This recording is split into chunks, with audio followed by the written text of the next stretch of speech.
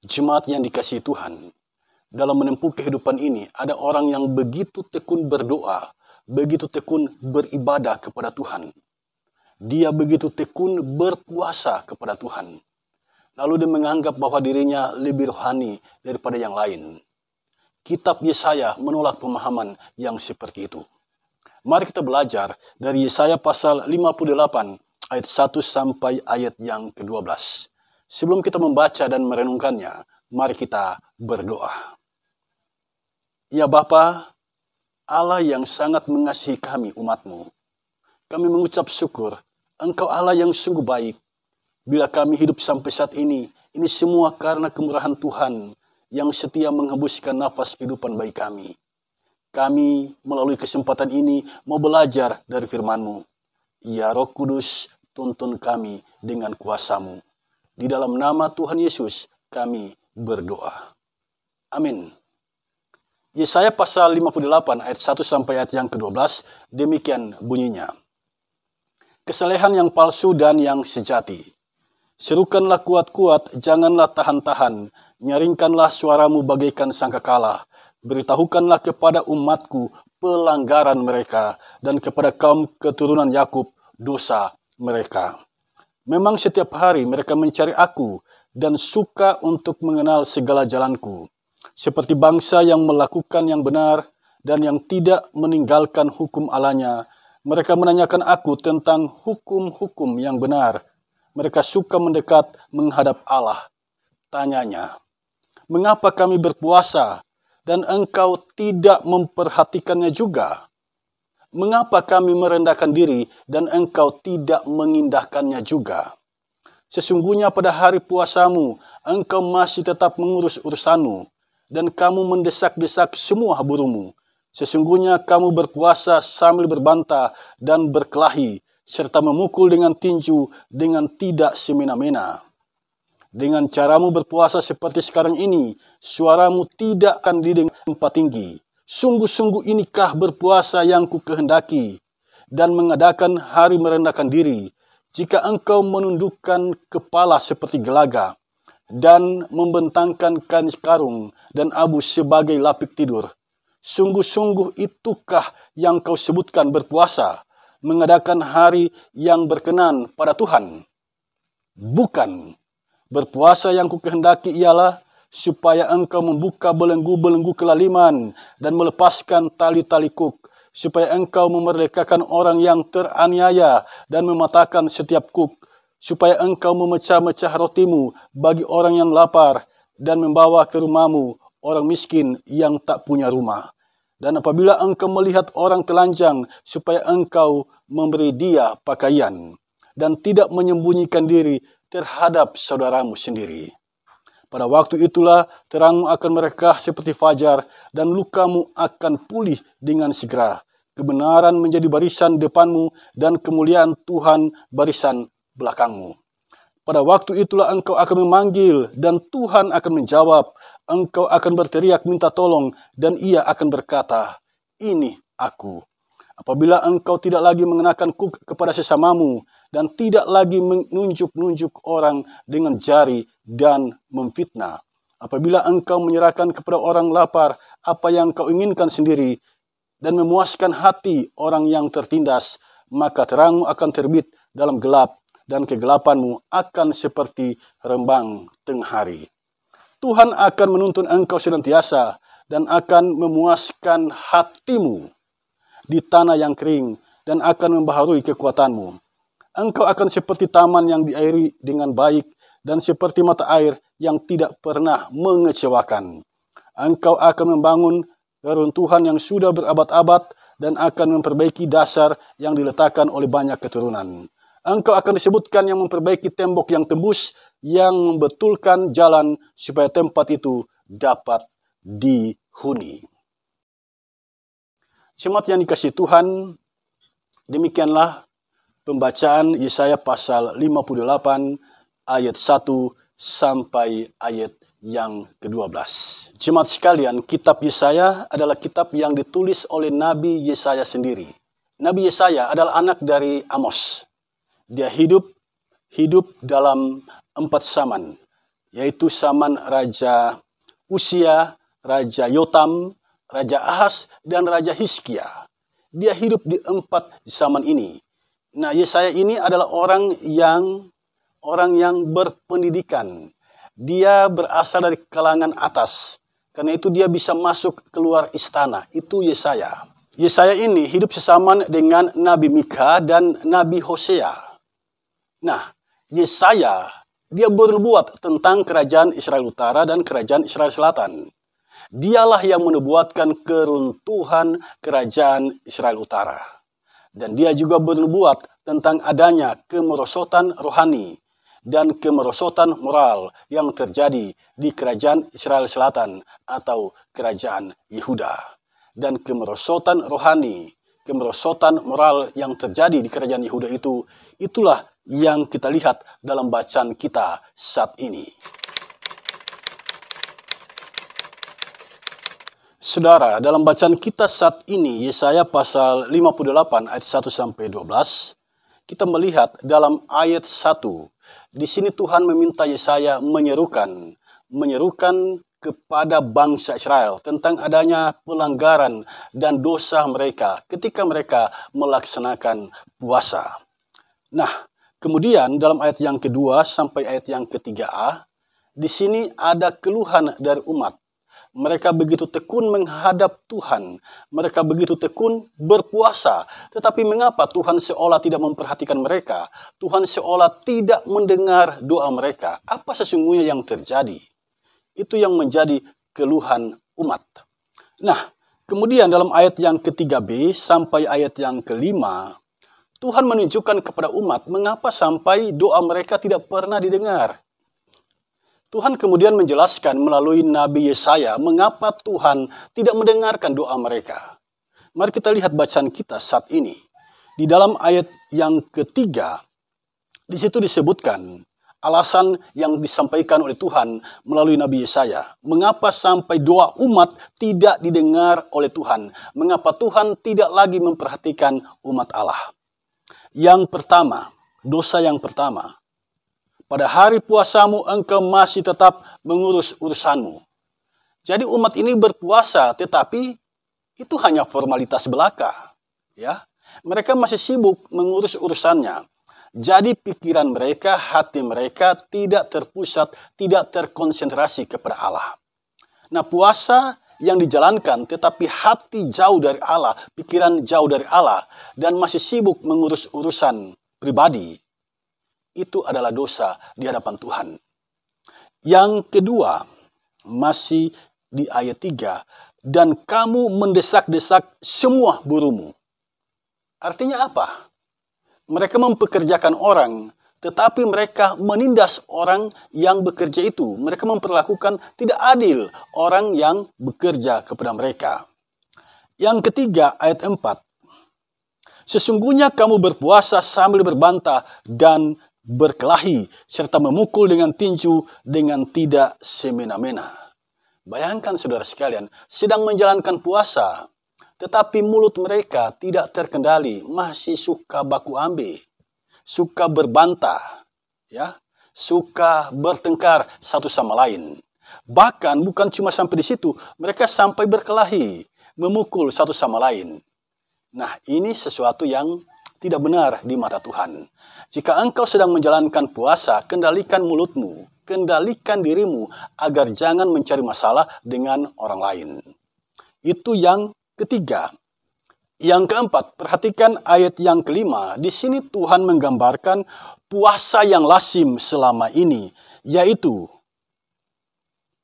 mengadakan hari merendahkan diri. Jadi sudah ada hari yang ditetapkan untuk berpuasa. Menundukkan kepala seperti gelaga.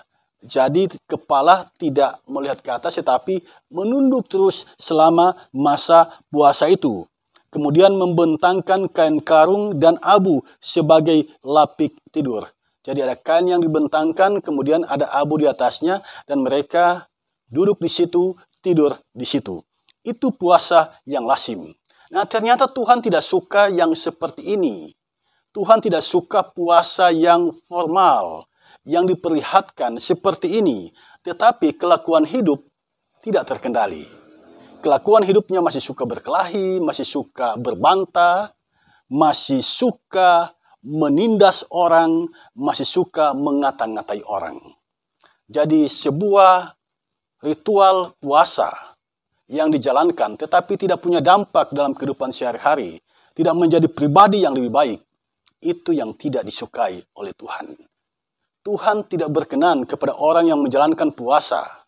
Secara rohani dia terlihat begitu baik, begitu saleh. Tetapi dalam realitas kehidupan, dia memperlakukan orang semena-mena.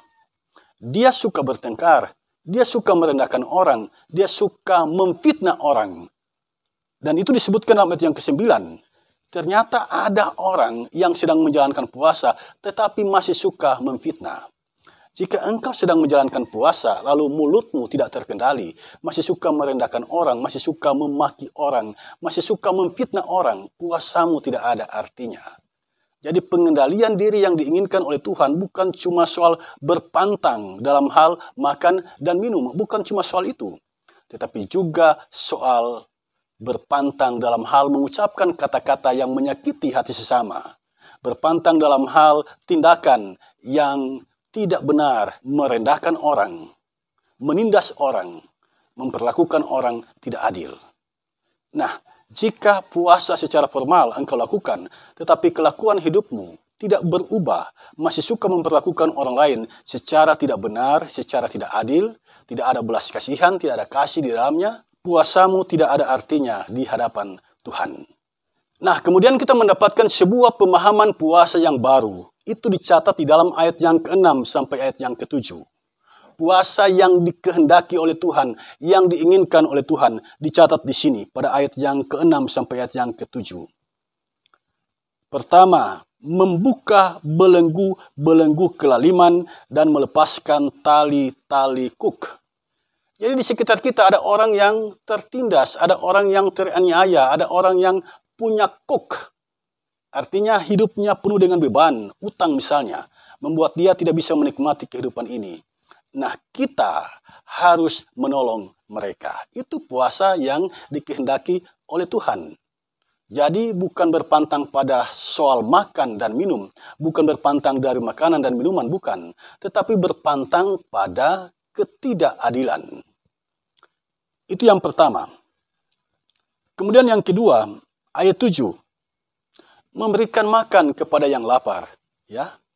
Jika engkau berpuasa lalu melihat ada orang yang lapar, lalu engkau tidak memberikan makan kepada orang yang lapar itu, padahal engkau mampu melakukannya, puasamu tidak ada artinya di hadapan Tuhan. Jadi puasa itu benar engkau lakukan, tetapi jika melihat orang lain yang kelaparan dan engkau tidak punya belas kasihan terhadap orang itu, puasamu tidak ada artinya di hadapan Tuhan. Yang ketiga, membawa ke rumahmu orang miskin yang tak punya rumah. Tunawisma, orang yang tidak punya rumah. Jika engkau berjumpa dengan mereka, lalu engkau mampu untuk menolong mereka, karena rumahmu memungkinkan untuk itu, untuk mereka tempati, tetapi engkau tidak melakukannya, puasamu itu tidak ada artinya di hadapan Tuhan. Jadi yang Tuhan inginkan di sini adalah ada belas kasihan terhadap orang yang lapar, terhadap orang yang tidak punya rumah.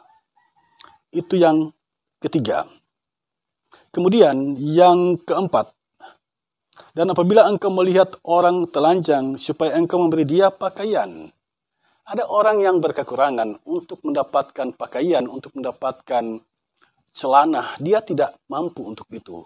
Dan karena itu, dia mengalami kesulitan menjalani kehidupan karena memang berkekurangan dalam hal itu. Nah, ini ada gambaran orang yang miskin.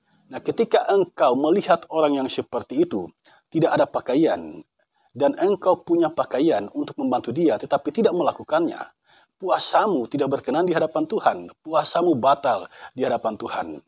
Jadi Tuhan menghendaki engkau mendekat kepadanya, merendahkan diri di hadapannya, tetapi cara hidupmu juga harus mencerminkan tentang kebaikan Tuhan. Selanjutnya masih di ayat 7. Dan tidak menyembunyikan diri terhadap saudaramu sendiri. Ya, tidak menyembunyikan diri. Ketika saudara itu datang, engkau tidak menyembunyikan diri.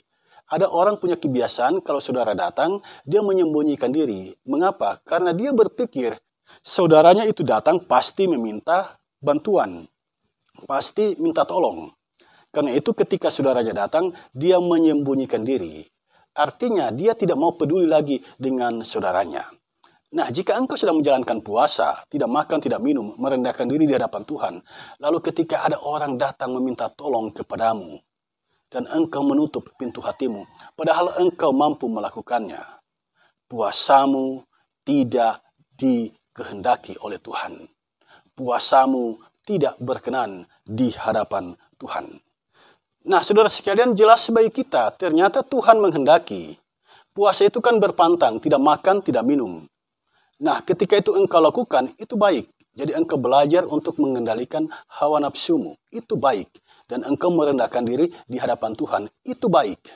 Tetapi kebaikan Tuhan dalam keseharian hidup, itu jangan juga kita lupakan. Sebab kalau kita melupakannya, puasa kita tidak berkenan di hadapan Tuhan.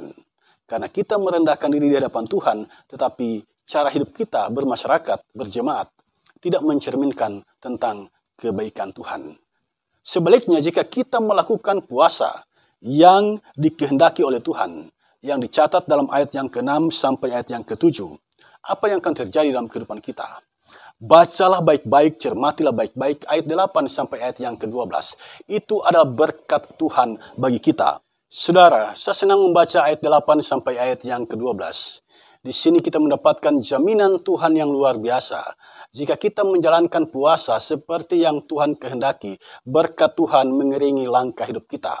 Saya melihat di sini dalam ayat yang ke-9. Saya melihat di sini dalam ayat yang ke-8. Pada waktu itulah terangmu akan mereka seperti fajar dan lukamu akan pulih dengan segera. Luar biasa saudara sekalian. Terangmu akan mereka seperti fajar. Itu berarti engkau punya masa depan yang baik. Dan lukamu akan pulih dengan segera.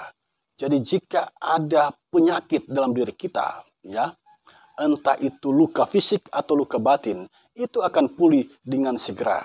Kebaikan Tuhan berlaku dalam kehidupan kita, karena kita telah melaksanakan apa yang Dia perintahkan.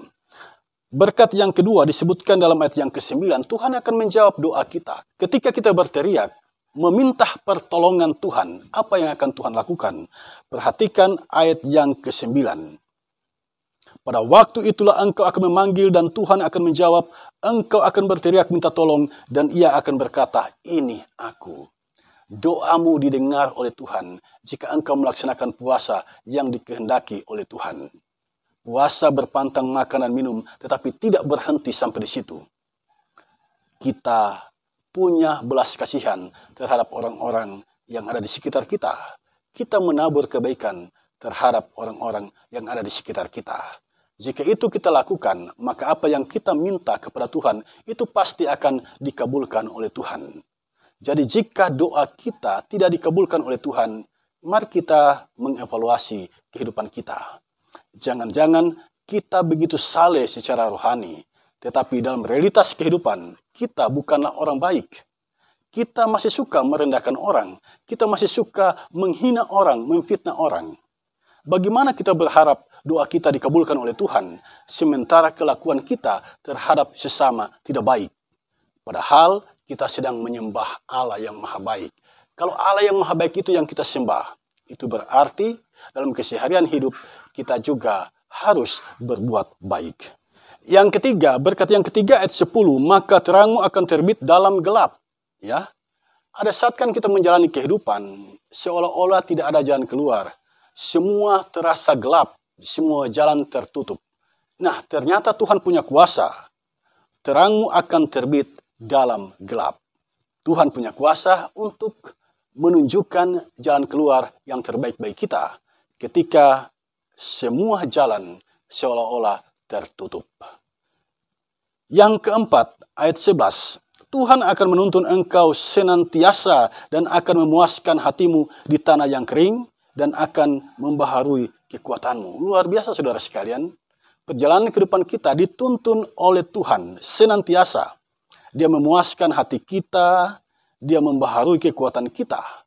Bukankah ini berkat yang luar biasa?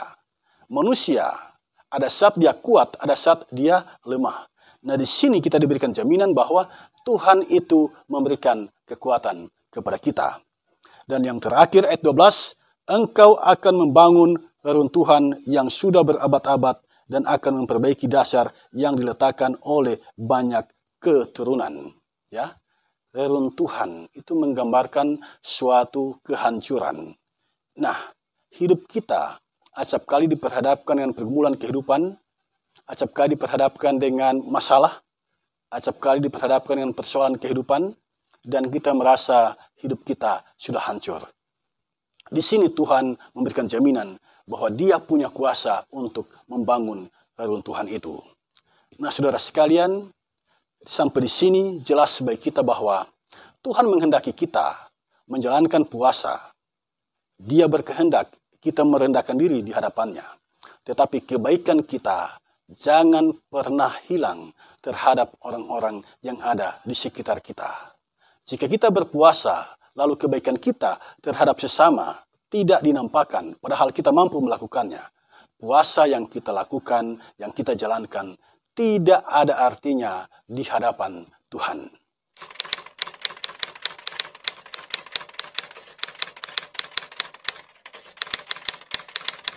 Nah, saudara sekalian, sampai di sini apa pesan yang sesungguhnya mau disampaikan oleh Tuhan kepada kita? Saya mencatat 4 hal penting. Yang pertama, puasa itu bukan hanya ritual formal belaka. Puasa itu harus berdampak pada kehidupan. Puasa itu bukan soal berpantang, makan dan minum. Tidak makan ini, tidak minum ini. Bukan sebatas soal itu. Tetapi puasa yang kita lakukan itu punya dampak baik terhadap lingkungan di sekitar kita. Itu pesan yang pertama yang mau disampaikan oleh Tuhan melalui Nabi Yesaya. Pesan yang kedua, puasa yang tidak benar membuat doa kita tidak didengar oleh Tuhan. Puasa yang tidak benar membuat doa kita tidak didengar oleh Tuhan. Jadi kalau kita menjalankan puasa, lakukan itu sebaik mungkin. Jika kita tidak melakukan sebaik mungkin, doa kita tidak didengar oleh Tuhan. Yang ketiga, puasa tanpa melakukan kasih dan keadilan, itu adalah dosa di hadapan Tuhan. Siapapun yang menjalankan puasa, dia harus berlaku adil terhadap sesamanya. Dia harus punya kasih sayang terhadap sesamanya. Jika itu tidak ada, maka puasa kita menjadi dosa di hadapan Tuhan. Dan yang keempat, puasa yang kita laksanakan dengan benar mendatangkan berkat yang luar biasa bagi kita.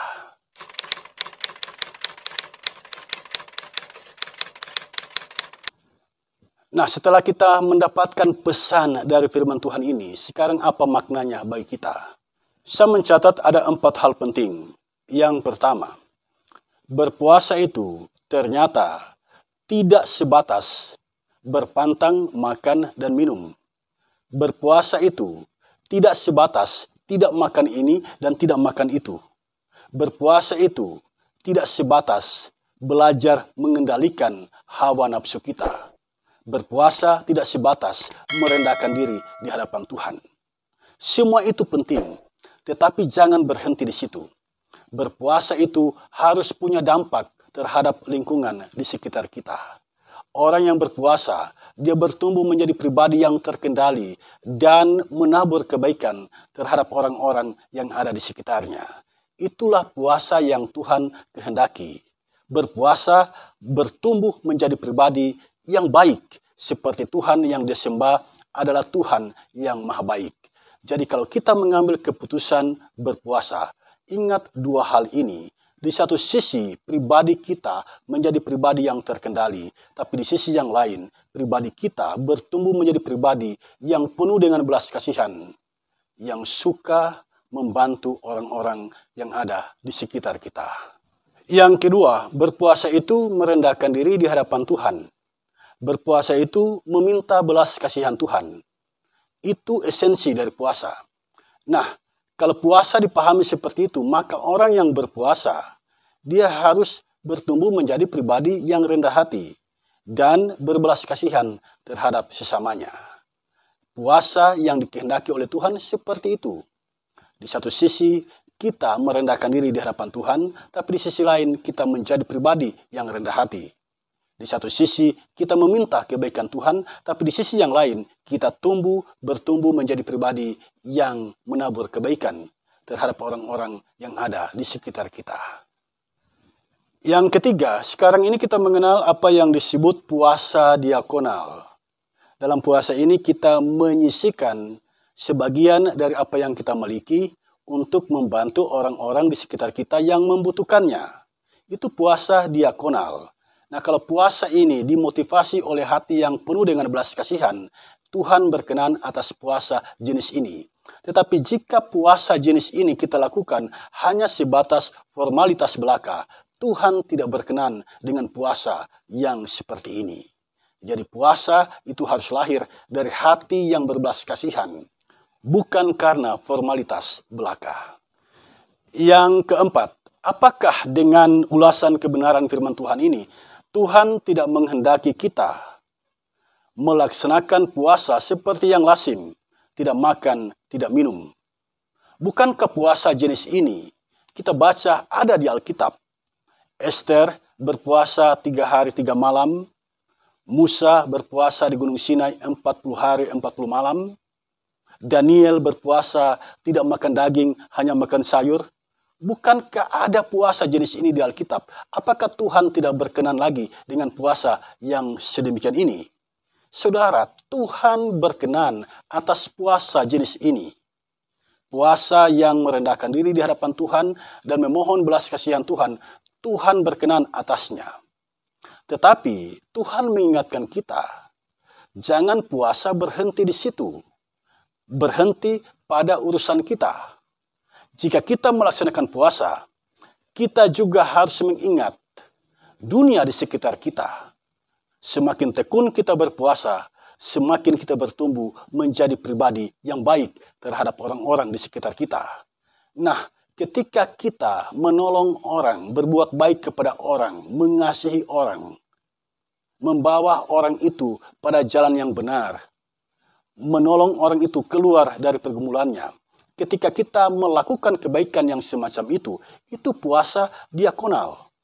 Puasa diakonal yang mana kita mengasihi orang dan menolong orang itu keluar dari pergumulannya. Jadi, ada puasa ritual, ada puasa diakonal. Kedua-duanya berkenan di hadapan Tuhan. Kedua-duanya tidak boleh dipisahkan. Jangan kita hanya melaksanakan yang satu dan mengabaikan yang lain. Kita dapat melakukan semuanya itu.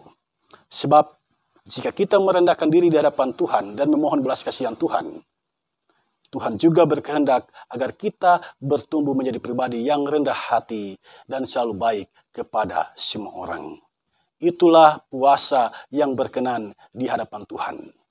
Yang Tuhan tidak kehendaki adalah engkau berpantang, tidak makan, tidak minum. Engkau merendahkan diri, engkau mengharapkan kebaikan Tuhan, tetapi terhadap sesama engkau tidak menunjukkan kebaikan hati. Engkau tidak menunjukkan kasih, engkau tidak menunjukkan kemurahan hati. Jika itu yang terjadi, puasamu tidak dikehendaki oleh Tuhan. Saudara sekalian, demikian ulasan kebenaran firman Tuhan saat ini. Saya berharap dengan ulasan kebenaran firman Tuhan ini, kita semua berubah ke arah yang lebih baik. Tuhan memberkati kita. Amin.